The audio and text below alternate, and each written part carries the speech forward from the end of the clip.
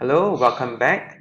I hope that you have already watched the first part, which is on the life science section. So welcome back to the second part, where we'll discuss the 2020 PSLE Science open-ended question on physical science. Let's get started. The first question here, question 35. Sylvia boiled some water in a pot on a stove. Now state what boiling means. Now very clearly, this question didn't specifically talk about state what boiling for water means. It's just a general question. What does boiling means? So this is where this is a process where liquid gains heat and changes state from liquid to gas at a fixed temperature. Alright, and that will be the liquid's boiling point. This is a very, very perfect answer. Alright, let's repeat. It talks about firstly liquid gaining heat, change state from liquid to gas. There are a few parts. Gains heat, liquid gains heat, change state from liquid to gas at a fixed temperature. So all these four parts have to be in for your answer to be complete. So this is the answer, the perfect answer. Now let's go on to other things that I saw when I marked your work. Now for example, this child talked about is a process where liquid gains heat and changes into a gas. But these words here describe evaporation. It does not describe boiling. Or at least it's not clear whether it's boiling or evaporation. Because when you talk about evaporation, it is a process where liquid gains heat and changes into a gas at any temperature. At any temperature. Whereas this is about boiling. And boiling, any liquids boil at different specific fixed temperatures. And that's called the liquid's boiling point. And since that is not mentioned, I cannot tell whether this child thinks this is about evaporation or about boiling, and therefore I cannot give this child any mark. Now as I marked the work, I think I became a little bit more lenient, and I started to accept answers that can be clear enough to tell me that boiling involves a change of state from liquid to a gas at a fixed temperature. So long as I see this part, I was willing to give the 1 mark because I saw it was a 1 mark question. So I think it's acceptable to get 1 mark for this. So for example, this one, boiling is a process which liquid changes to gas at 100 degrees Celsius. So I see the idea of fixed temperature here, one temperature, and it's about changing state. Liquid changes to gas. So okay, I think it's sufficient to get 1 mark. Although I think this is still the best answer. This kind of answer is still the best. Talking about heat gains, change state from this to this. But I think this is sufficient. Likewise for this. This is of course clearly wrong. I'm mixing up the processes. A few of you are mixing up evaporation and boiling. They are very different. Alright, they're very different. So if you're my student and you're writing this kind of stuff, you know you should take out your P5 cycles book, turn to your pages on water cycle, and start revising the different stages. Alright, don't mix it up. Alright? In this answer, I saw the fixed temperature, I saw the change in state, and therefore I gave 1 mark. But it's best to talk about gain heat, change state, right, from liquid to gas. But here I think it's sufficient for 1 mark. Let's move on to the second part of the question right now. Now let's look at the story in the second part. Sylvia wanted to cook some eggs at 80 degrees Celsius. Now when the water boiled, she removed the pot from the stove. So the stove is the heat source. Once you remove the heat source, the temperature will start to drop. Temperature of the pot and the contents, because it will continuously be losing heat to the surroundings. Right? You'll be continuously losing heat to the surrounding. Okay? Heat is continuously being lost to the surroundings in all directions, radiating out. Now then she put in the eggs and covered the pot for 10 minutes. There was no mention what material is the pot made from. Alright, so I do not know if it's plastic, it cannot be plastic. I don't know whether it's ceramic or is it metal. I just don't know. And I put a sensor in to measure the temperature of the water to see if it's at 80 degrees Celsius. And this is a metal tabletop. So I see things like boiling, like temperature, right? And I see things like this metal. I start to think about, is this a good conductor of heat? And if this is a good conductor of heat, won't the heat be conducted very quickly away at this surface, from this surface that's in contact with this table? That will speed up the rate of heat loss. So without heating the pot, what are two ways this Sylvia can adopt to make sure that water was kept at about 80 degrees Celsius in the same pot for as long as she could? Okay. So what can she do? First, let's reduce the rate of heat loss by replacing the good conductor of heat with a poor conductor of heat. She can, for example, place the pot on a plastic or non-metallic tabletop, like a wooden tabletop. So this different material can be used so long as it is not a good conductor of heat. It should be a poor conductor of heat, like wood, for example. Secondly, you can pour in more water. This idea came from your P4 experiment, the one with more water, less water, and there were eggs inside also. Okay, quail eggs, and you're cooking this. Remember, the more water has more heat energy. Therefore, there's more heat to lose, and it can stay hot for a longer period of time. So you put in more hot water, then it will stay hotter for a longer period of time. So these two ideas are great ideas. Now with that in mind, let's examine some of these other answers. So this is the model answer. This one. She could add more hot water. Good. But the problem is this hot water. At what temperature is it? Is it, because 50 degrees Celsius can be considered as hot.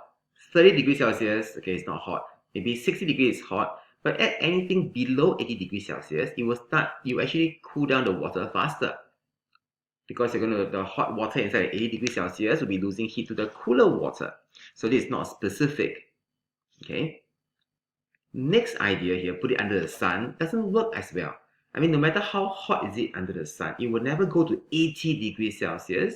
I mean, check the weather forecast, right?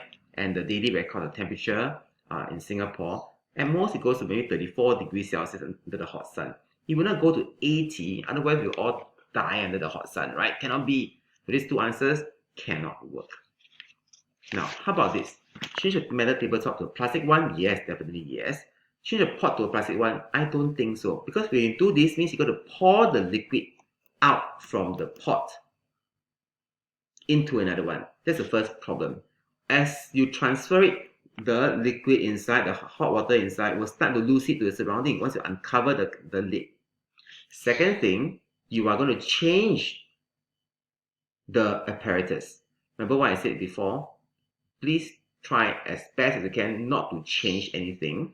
Now you're going to change the plastic, change the pot to a different pot. And there was no mention earlier on what kind of pot this was. So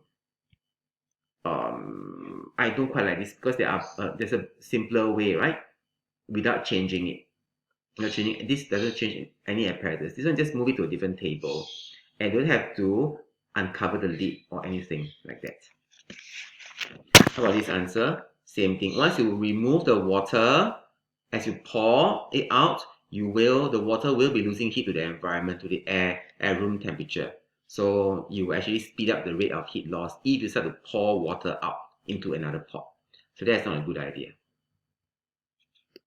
These two answers fails the reasonableness test. What do I mean by reasonableness?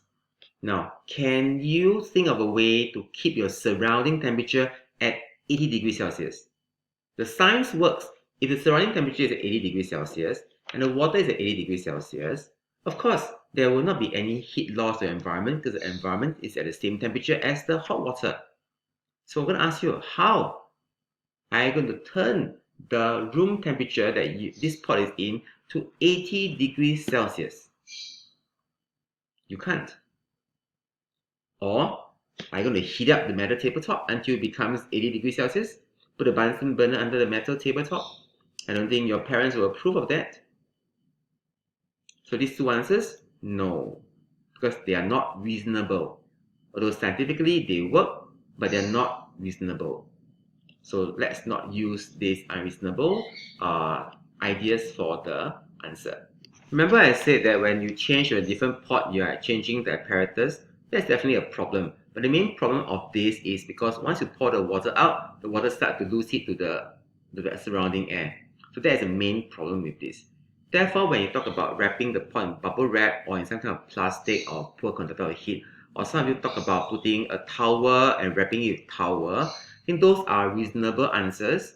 Yes, you are adding some things in, but those things you're adding in, I think, are very common things that doesn't affect this whole setup. You are not, in fact, changing the setup. You are only increasing the amount of insulation around it to slow down the rate of heat loss. So I think this is a reasonable answer that we can accept.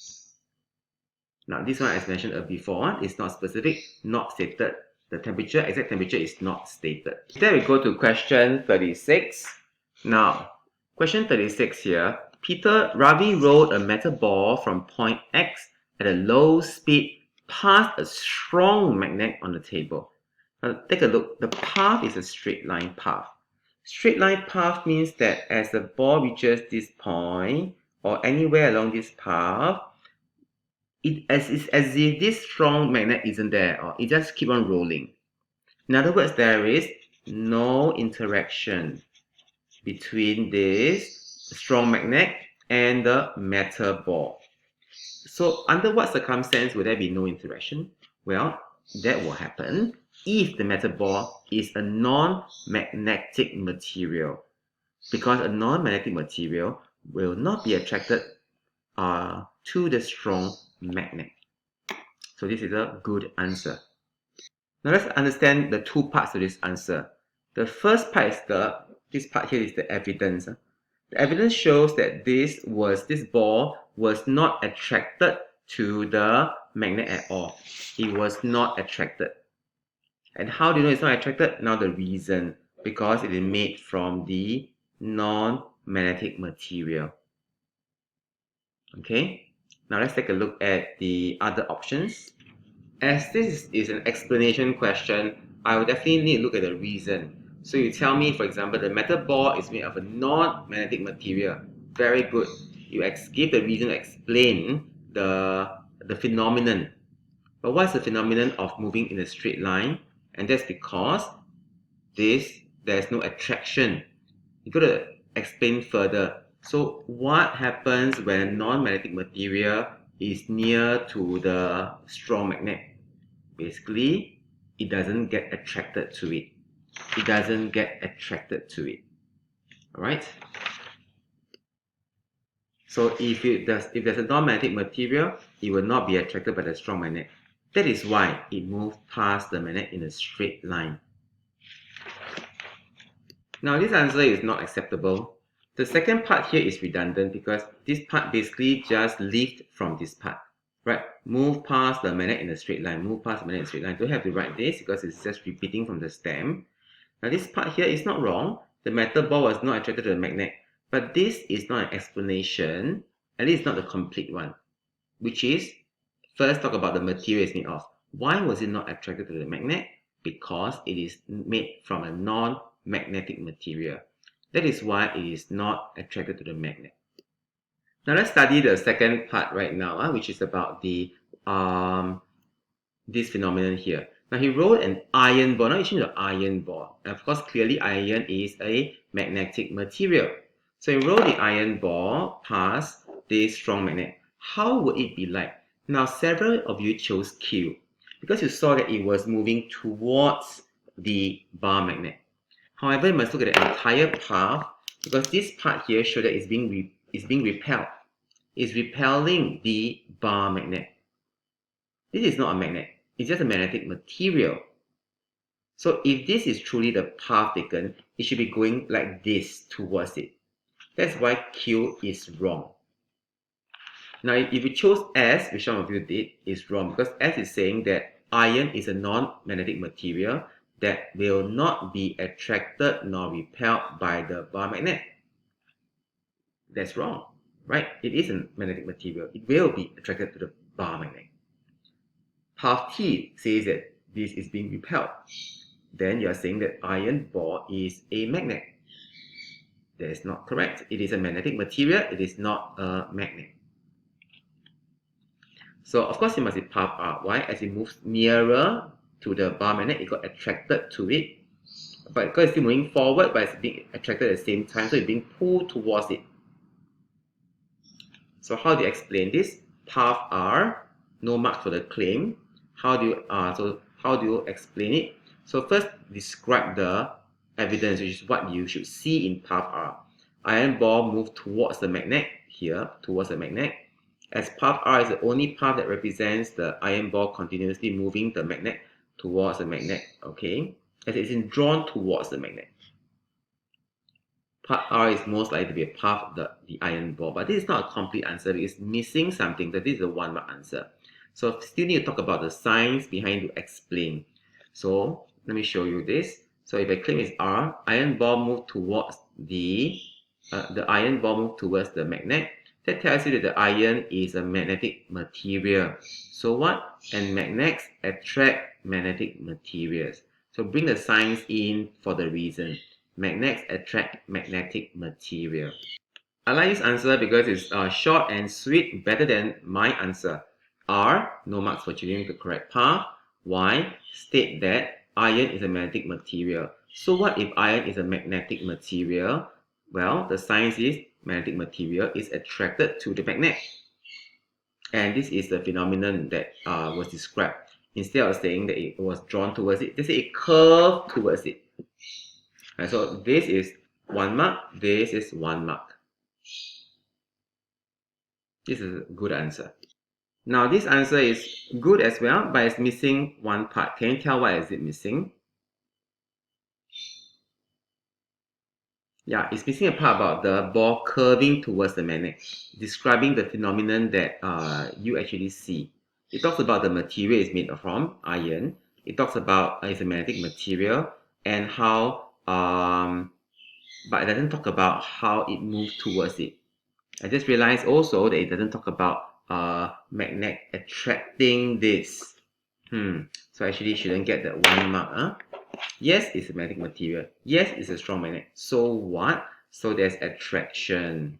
This part is missing, so this one should be 0. Huh? No marks for it. Yeah. So therefore, you got to be very clear in your wordings when you are doing this. At PSLE, there'll be 2 markers at least marking each question to be doubly sure that we are fair to you when we allocate you marks or do not allocate you any marks. Alright. Now this one, for instance, no, this is a different one. Okay, now let's go to question 37. Okay, we're coming to the end. 37, 38, 39, 40. Just 4 more questions. Okay, let's take a look at how to get a full marks for part A.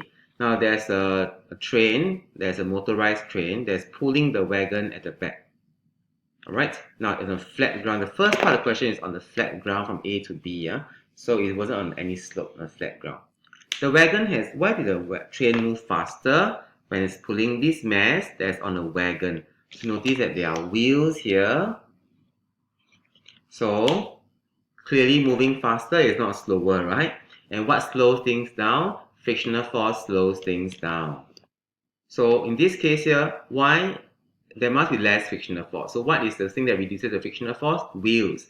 This wagon has wheels which reduce friction between it referring to the wheels, reduce friction between the wheels and the ground. So the train could move faster. Okay, so a lot of you just stop here.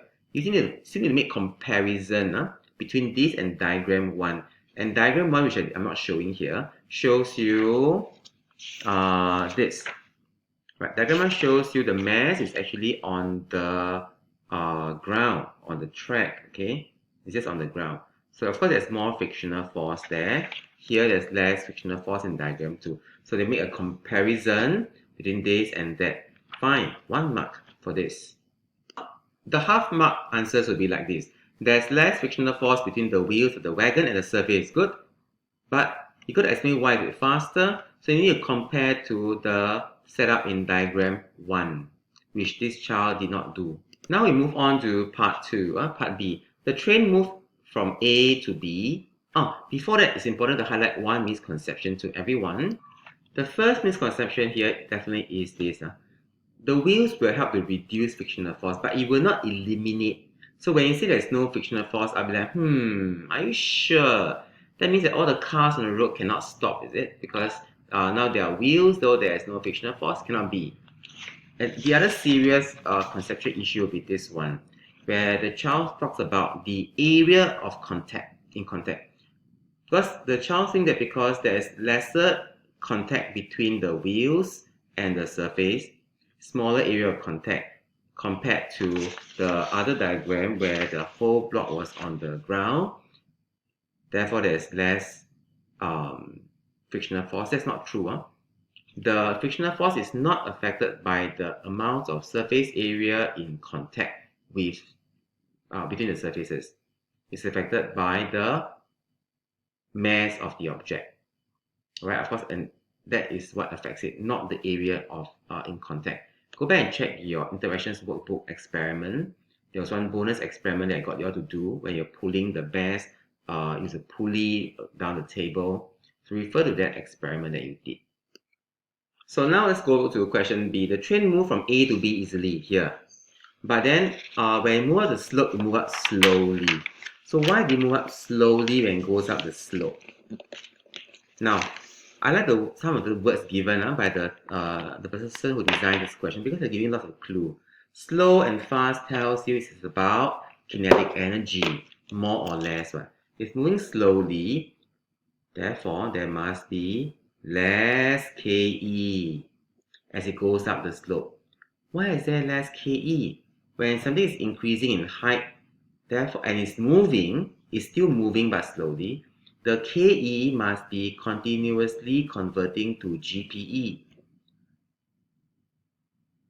As more and more Ke is converting to more and more GPE, there will be less and less Ke, so of course it will be slower.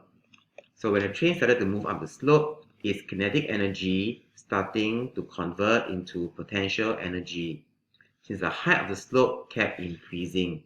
So the Ke was decreasing while its potential energy was increasing. And that explains why it was slower, because there's less kinetic energy. Some of you talk about gravity. It must move against gravity, right? That is also correct. So for example, when you're moving up here, now here of course there's gravity here as well. There's also of course gravity here as well. The thing is here, the movement is not against. Against means you go in opposite direction. Just like for example, if your parents say, turn to your left, and then you turn to your right, you're going against their wishes. If a teacher say, do your homework, and you don't do your homework, you're going against their request.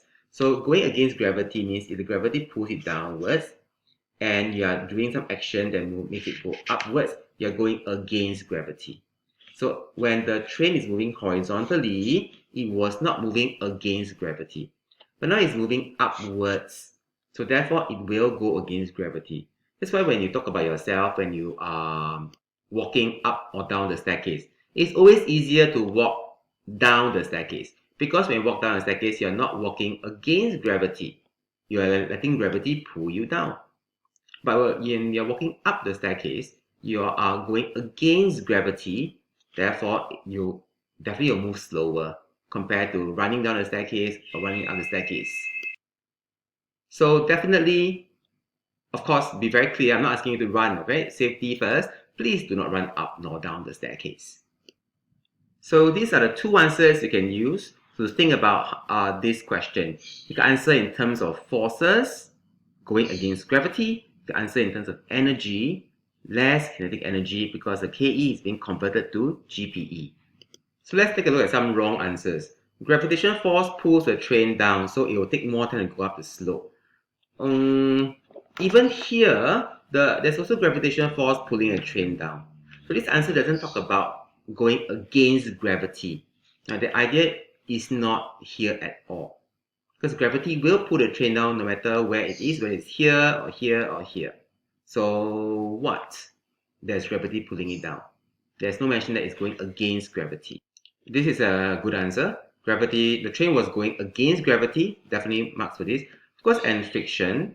There's frictional force here or here, so I'll ignore the part that talk about friction. Therefore, it definitely needs more force to overcome gravity. Friction, of course, they will need force to overcome friction as well. I'll ignore this part because it's true, although there will not be more friction or less because the surface is the same kind of surface, so the amount of frictional force will still be the same, just that right now, because it has to move against gravity, so it must move against two opposing forces. Now, this kind of answer shows confusion between gravitational force and gravitational potential energy. Now, GPE is affected by height. Alright, let's think about, let's say you will place a flower pot on a high place and ask Mr. Long to stand here and push it down and hit my head. Ouch, right? If you place it high up and it falls down and hit my head, of course, the higher it goes, the more GPE the flower pot has. But this has nothing to do with gravitational force. Alright, when you raise it higher, the gravitational force acting on the train is still the same. What affects gravitational force will be the mass of the object. The more mass it has, the more gravitational force it has. So the amount of gravity doesn't change here, just because it got higher. So for pupils who wrote this kind of answer, you're confusing between gravitational potential energy and gravitational force. Please revise those two concepts right away.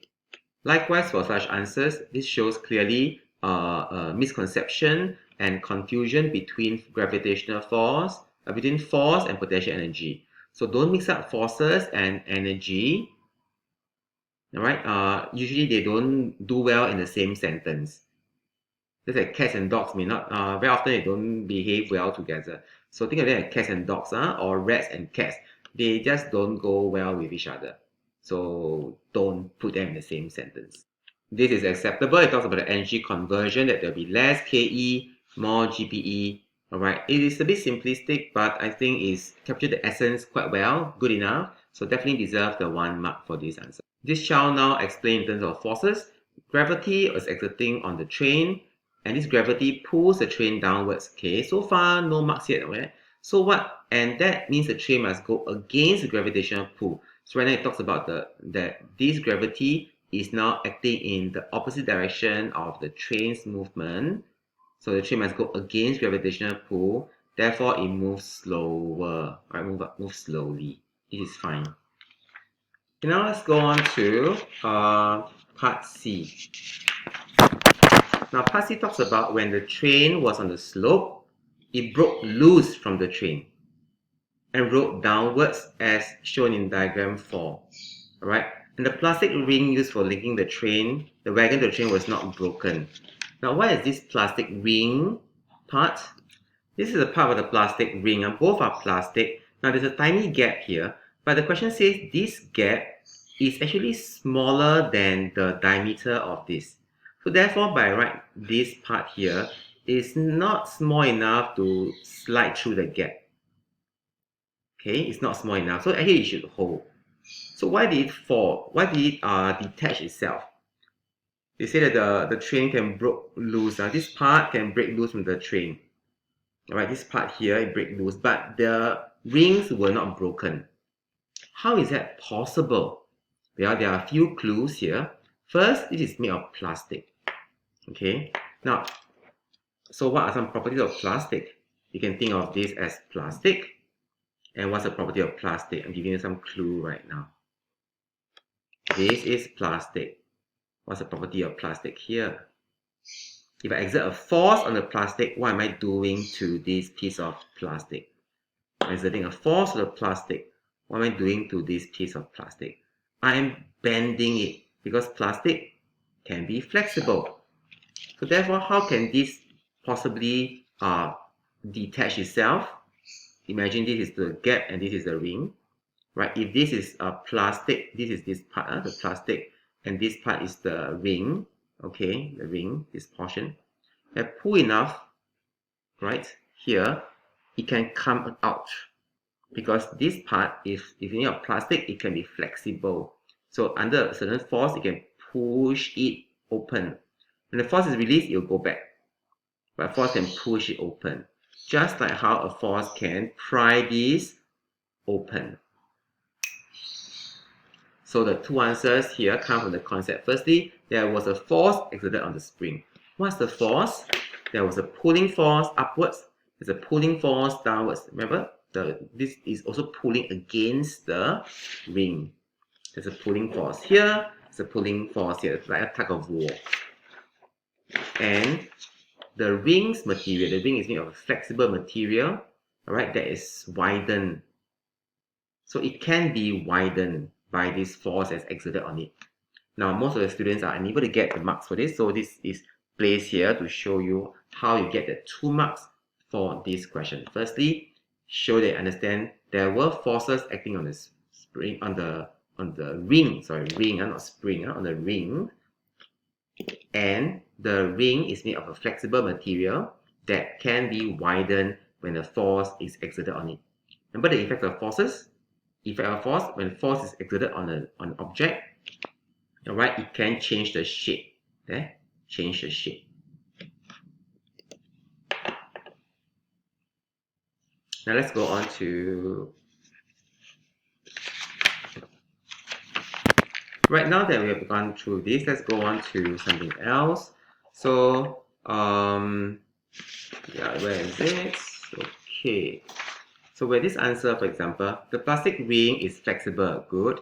Hence, it could bend in order to let the plastic ring. It's a good idea, definitely a good idea. The problem is there was no mention of the forces needed to bend this. Alright, so I couldn't give the marks for this child because we didn't talk about the forces needed to bend this. Now, this one talks about the ring. But here, sorry if I didn't give you the 1 mark, but there should be a 1 mark here, okay? The plastic ring is flexible part. I should have given you 1 mark for this portion. Okay, ask me for the 1 mark when you see me, please. The ring is flexible, so when the ring pulled the... Oh, this child got full marks, very good. So when the plastic ring of the train pulled the plastic ring of the wagon, they're pulling against each other. The opening, the plastic ring widened, and the plastic ring went through the widened opening. So the train broke loose. So there was mention of this pulling, all right, which suggests no force. Of course, it's not the best answer. Best is you need to bring in the idea of force. So I have to allude to the pull as in a force, the pull or push, and allude this to a force. Let's go to the next question, question 38. Now, Ahmad set up an experiment in the room shown here. There was no wind. So he released the wooden strip. This is a wooden strip with plasticine at A. Here, at A, right? It's a wooden strip. And gently. And the plasticine made 1 complete swing when it moved from A to B and back to A. So when that happens, what happens? Well, he wanted to investigate the mass of the plasticine, whether it affects the time taken for 10 complete swing or not. So his results are shown as below. Alright, now notice that he keep increasing. So here, the mass keep increasing. Now look at the time. For 10 grams, it took 15 seconds. For 25 grams, it's even less. But for 15 grams, for 20 grams, it became more. So there isn't any clear pattern for you to come to a conclusion whether the mass of the plasticine affects the time taken for the 10 complete swing or not. There isn't any conclusive results. So here, part A, what are the 2 variables needed to keep constant? He should keep the height he released the wooden strip constant. Because by keeping the height constant, the amount of GPE, which is affected by the height, also remains constant, right? If this is the ground and this is the height, this is plasticine, this height must remain constant. He should keep the length of the string constant too. Now this is the idea that most of you don't have. Because the shorter, you can do it on your own. To try something. A short string, right? If you go with a finger and hold on to a short string like this, and you tie something to it, and you keep swinging it, you actually swing very fast. But if a long string, you can imagine, right? A long string, you take a longer time to swing across a greater distance. Shorter string, shorter distance. Of course, it takes less time. for shorter string and more time for longer string. Imagine a string is as long as the 4-story building of Head Girls School. Wouldn't it take a very long time to swing? Now, next one. So based on the results here, state how the mass of the plasticine affects the time taken. So basically, the mass does not affect the time for the 10 complete swing based on the results that we can see here. There isn't any increasing or decreasing amount of time. There isn't any clear pattern at all. So and if you average it out, it's about the same. Right? If you average it out, it's about the same. I average this 2 is about 15. I average this 2 is 14.9. 14.9 and 15 is about 14.95. I average out the result. There isn't any clear distinct difference. So here, no difference, right? So there is no conclusion. So what is one improvement he could do to obtain more accurate result? Perhaps the string was too short for him to see any significant changes in the amount of time taken. Therefore, he should increase the length of the string. Now, there's no need to explain. Let's say suggest one improvement. So this is all I will do. Increase the length of the string. I will not explain because that is not necessary. Now, take note of words. Words have meaning. He released the wooden strip. I mentioned this many times before when we were doing the rolling car down the slope experiment. The word release means there's no pushing force. No pushing force. Release means you just like this. Let go. That's called release. Release. I'm not pushing it. Okay? There's no pushing whatever. So any idea about pushing, right, is wrong. So if you talk about pushing force, let me see if any pushing force answer or not. So of course this is wrong. Time taken increases. Time taken did not increase. Okay. So I think that's about it for that question. Let's go to question 39. Very interesting question. Now, so this he can build his own door lock. Okay, very smart boy, Peter. So when he closes this switch here, right, the iron bolt, magnetic material, okay, move to the right to this side. And move to the right means this side here will come out from the catch. And that means that the door can now be moved away, can be opened. Door can be opened. Now, wire is coiled around this metal, so you know that definitely this becomes an electromagnet. Electromagnet. So, why copper is used to make wires?